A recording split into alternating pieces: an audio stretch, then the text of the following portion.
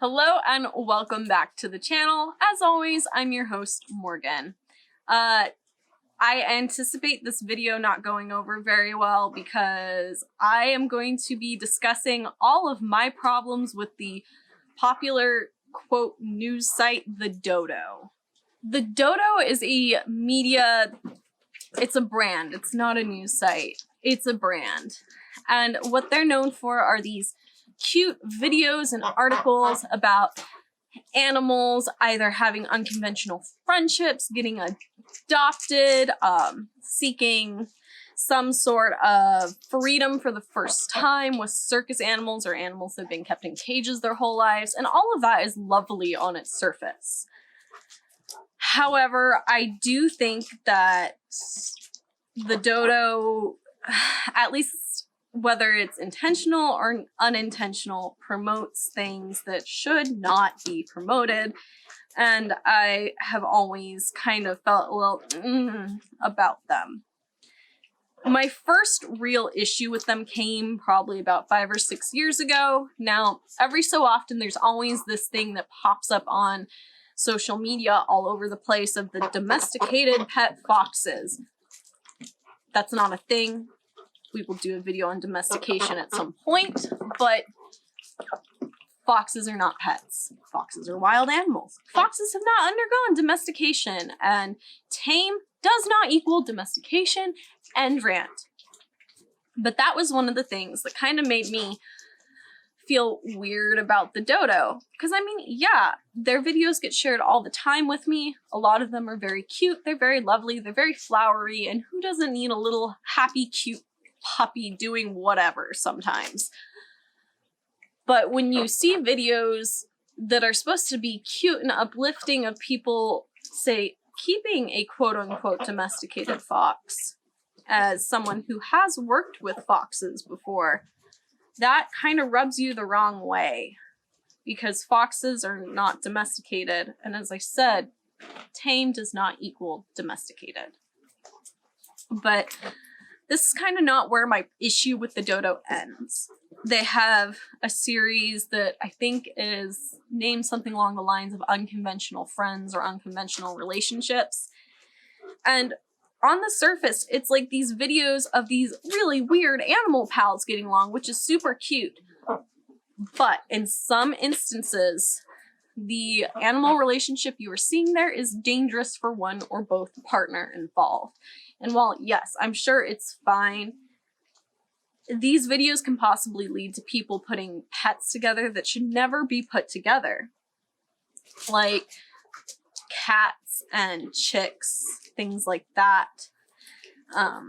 I've seen photos of cats and like bearded dragons. Never let your cat be able to touch your reptiles. That is a bad. Doesn't matter how tame your cat is, if that reptile gets hurt. Cats have a specific type of bacteria in their saliva that will kill your reptile. But the thing is, when you have these like predator and prey species interactions, it doesn't matter how tame the animals are, it doesn't matter how used to each other they are, accidents can happen, and too often accidents do happen. And when you're having these trusted sources promote things like that, you're going to have average every other day people try to recreate the cute thing they saw online.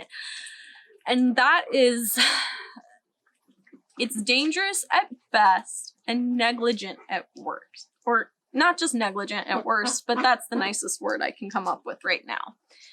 Because you can get these animals in these situations that are very easy to avoid by just not putting them in the goddamn situation. And you can end up with loss of life or severe injury and very massive vet bills. So that's one of my big problems with the Dodo. They also do this thing where when they're talking about animals experiencing freedom for the first time, they use a lot of very loaded language that's very anti-captivity and anti pretty much any sort of zoo, any sort of aquarium. Now, I'm not saying that there are not bad zoos and aquariums out there. What I am saying is that when you use loaded language like that, you are at least unintentionally, vilifying all of the legitimate zoological associations and aquariums. You are painting this very negative picture of the entire whole word that falls under that zoo umbrella. While captivity can be a very negative thing, it is not always. You have places like the San Diego Zoo and Safari Park that are world renowned for the way they treat their animals and their breeding programs and the work they do in conservation. And when you're painting every zoo in that kind of negative light, you also harm associations like that. And that can be problematic because you get people that are very much these animal rights activists or very reactionary that are going to take that idea and run with it. And when you have these organizations that are working very hard in the realm of conservation, working very hard in the realm of education, when you have all of this negative media, even if it's not outwardly negative, it only harms that cause as well. And when we're talking about things like that, we need to be very clear in what we're referring to. If we're talking about one instance of a zoo going out of business that was for profit, that was not having the animal's best interest first, yeah, that is a bad thing. But to use the loaded language is just kind of insincere, and it is just, it's not journalism. It's kind of indicating that the writers, that the people at the Dodo have a very clear bias. And while biases are not bad, I'm not going to pretend like I don't have a bias, but I'm also not masquerading as a news site.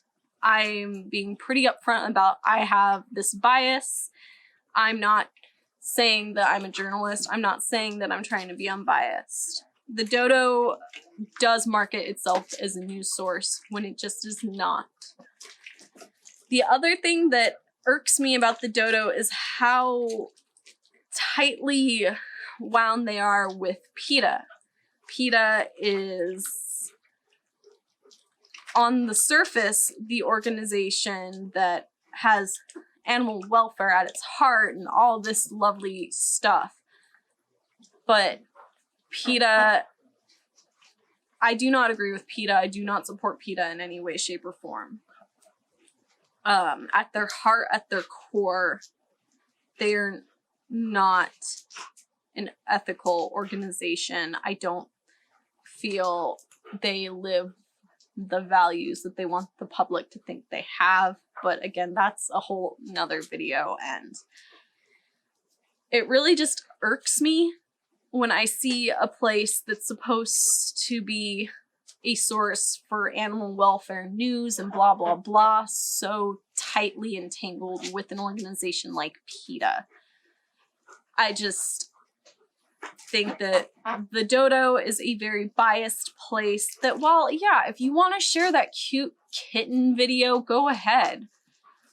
But also realize that some of the unconventional relationships that they promote are not necessarily a good thing, that they can get animals injured, and in situations like that with owners and pets have gotten animals injured and killed in the past. I'm not saying that the Dodo specifically has done that. I'm saying that those interactions have.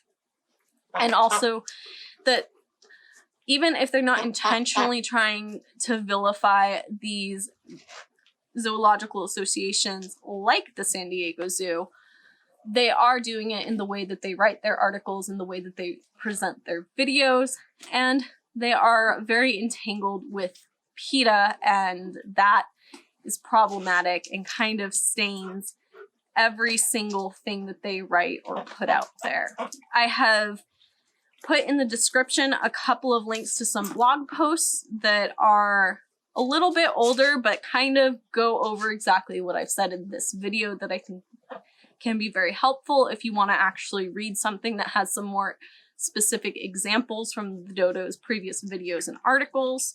I didn't go that in depth into the Dodo because I can't stay on their website very long without getting mad. So this is what I had for you today.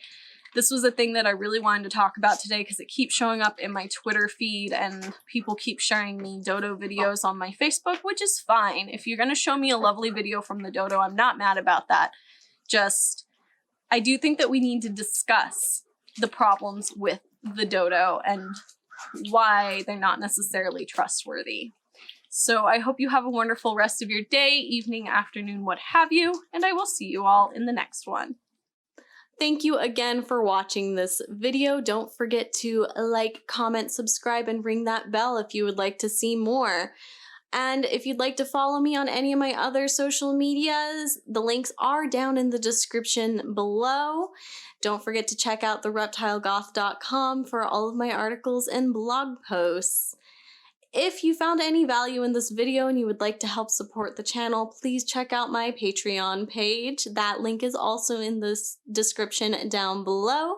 And a special thanks goes out to my Diamond Dragon patron, Diane B. What you're doing is really helping me fund a dream here. I will see you guys all in the next one.